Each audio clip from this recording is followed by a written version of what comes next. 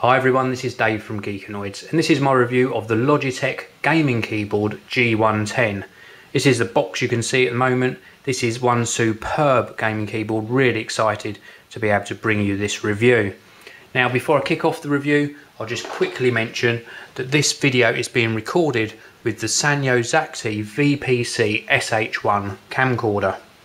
Now inside the box you get the keyboard itself. It connects via a really long USB cable. And you also get a disc, and this contains the G series key profiler or the control panel for Windows XP, Vista, Windows 7 and Mac OS X. You also get a little bit of information about Logitech website. You get a quick start guide, and this shows you the various connections, what all the keys do. So good that they include that, and then you get some extra information from Logitech as well. Now onto the keyboard. And I'm going to show you the worst bit first, just to get it out of the way. This is the wrist pad or wrist rest, and it clips onto the bottom of the keyboard, and I think it's very plasticky, don't like it at all. So get rid of this, and then what you're left with is a superb gaming keyboard. Absolutely fantastic. Now I'm going to show you some areas of the keyboard from left to right.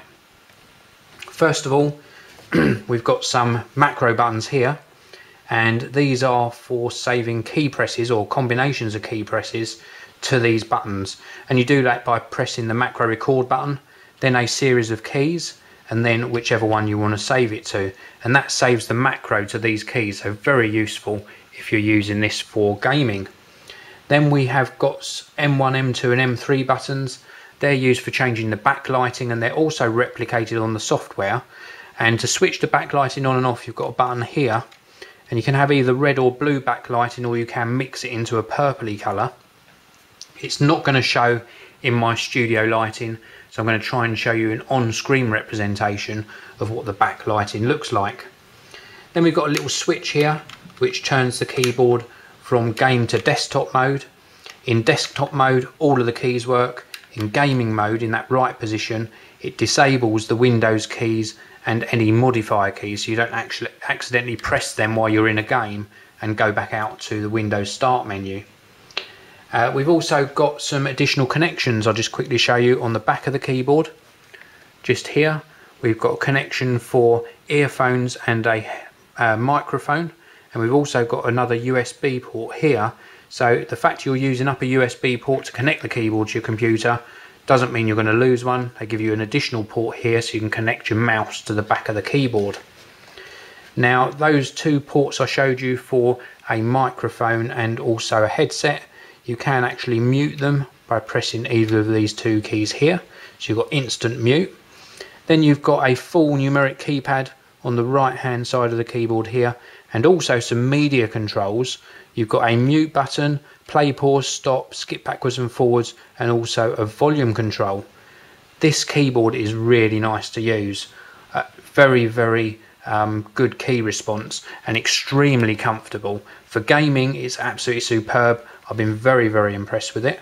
Just show you the underside as well. You have got some little feet on the bottom, as with all keyboards, just so you can angle it up to a nice angle, and with those little feet out it gives you a very nice angle, extremely comfortable for the wrists to use the keyboard for prolonged periods of time. Now I told you what I don't like. I hated that wrist rest, so get rid of that. What I do like is the responsiveness of the keys, absolutely fantastic. The backlighting is awesome. I also like the fact I can mute my headphones or my microphone easily at a push of a button.